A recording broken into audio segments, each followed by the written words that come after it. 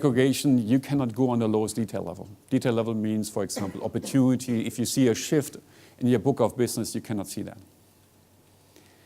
So what's now going on is we put in 2010 this HANA appliance aside of a CRM system and extract 4 terabyte of data of over 1 billion records and put this into the HANA appliance. Every time a customer account manager is touching a customer record, that gets replicated into that HANA appliance. So the difference is, if I do analytics now, I'd like to understand how is my business doing in certain region, by product, by customer. I can look at the entire space, data space, and analyze this data in real time with analytics on my mobile device. So our folks, executives now playing with the data and see, why is there a certain shift in certain region or product, and they can drill down on the lowest opportunity and understand what was the trigger for that. So it's not only the ability to be faster, you have all information, you can process this in real time. It's also the flexibility, be smarter to analyze all the information and get information that usually you have to go back to your IT organization to get more reports out of your data warehouse, to ask for more extraction, more reports at that. So that is a big change from my perspective going on there. The second is also, if you look from a financials point of view, our biggest burden was our quarterly end process, and I think this will even accelerate even more with the ERP on HANA. But what we did in 2011 is the whole profitability calculation took us 3 days to analyze by product, customer, region, the profitability numbers that we need for our financial reporting.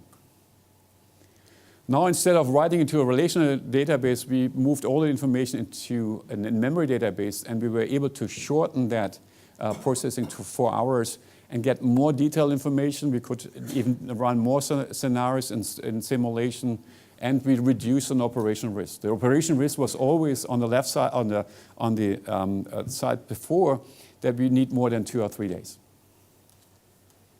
So that's a big change how we do the quarter-end processing. The third example is new applications that are built on this in-memory technology, that the business information is now spread out on the different processors, is the environmental resource management. So we measure all the consumption, the energy consumption, different data centers and buildings now in real time, and analyze, is there any leakage, is there any issue that we have to follow up, is there any deviation? And use this information also for our sustainability reporting. So there's a change how we use information here. The last one is now phase 4. We are now moving business critical application on the in-memory technology. We went live with the CRM system in beginning of March, so around about 2 weeks ago. So the big change is that online real time is not anymore linked to analytic information. You bring now the analytic capability, online capability, and the transactional business together into one environment. That was not possible in the past because the computing power was not there. So now what you will see here is that traditional reporting that you were sitting in a business warehouses, they're coming back to the core systems. You see that very computing power consuming application to do predictive analytics, to look at historical data and current information and external information about customers are now possible. You see also a performance improvement of 50% compared to traditional databases. So there is a lot of, and we see improvements on the call center side, how we look at information. You can do now enterprise search looking at those customer information, and you're not anymore limited to business warehouse queries. So that's a big change. I think that both worlds are now coming together. And the next step for us is, going back, we will go live also with ERP, the suite on HANA, in August. So then the whole quarter-end processing, the financial reporting will change again, from my perspective. So that's an opportunity for us because there's always a competition with the process officer and us, who's taking care about the processes, the business processes. I think if we drive this innovation topic, I think there's a higher probability and chance that to get that responsibility back to drive business process changes because we understand the innovation changes. Moving on to the next dimension is support. As I said before, our users are consumers, and the consumer means they have access to Apple Store, Microsoft Store, and they're excited to go there. They're central places, nicely designed, and it's fun to get there. You can test drive your applications, devices, get help, etc. And what we did last year, we started implementing the Genius Bar of the enterprise. Genius Bar of the enterprise means we have identified over 15 locations globally that are very central, that a lot of people are walking by, for example, if they will go out for lunch or lunch in the canteens, you have a lot of traffic.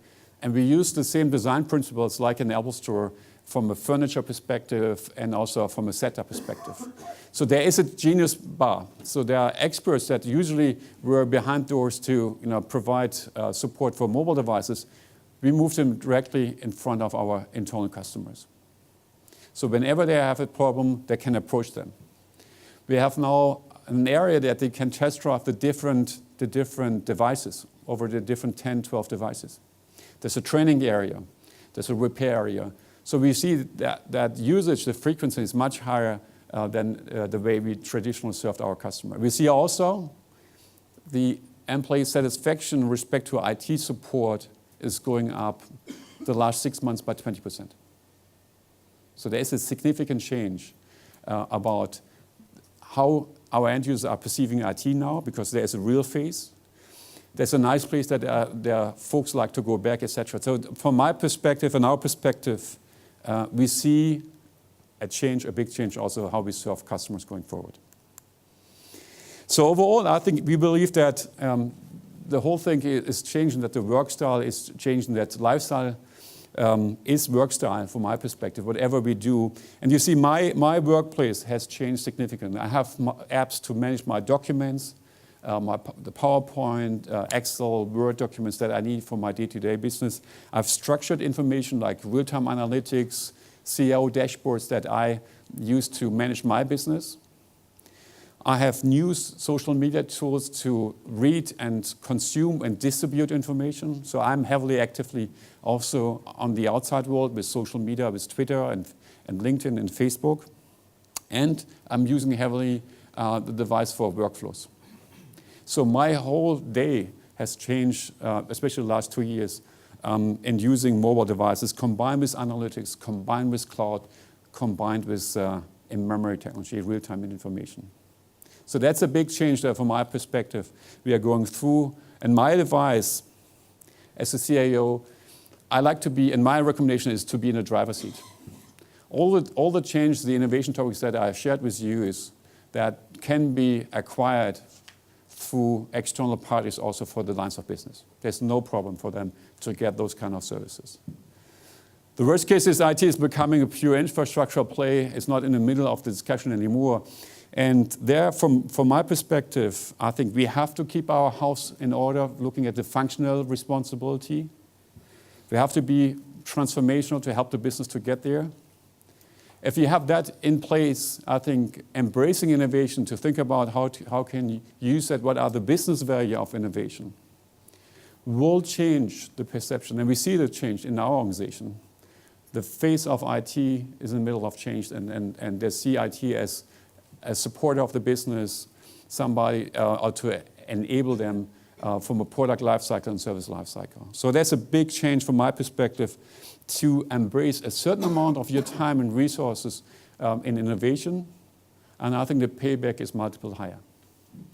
So I hope I gave you a lot of food for thoughts in embracing those innovation topics, to be in the driver's seat. Love to get also your feedback and stay in contact. As I mentioned before, the barriers are very low to stay in contact with me. You can follow me on Twitter with SAP CIO. I have a blog called SAP Runs SAP with sap.com/CIO, which I update, and my teams I update almost every week. And there's always to get out to me and share feedback. And if you have any question, happy to answer those questions. Thank you so much. Thank you for your attention.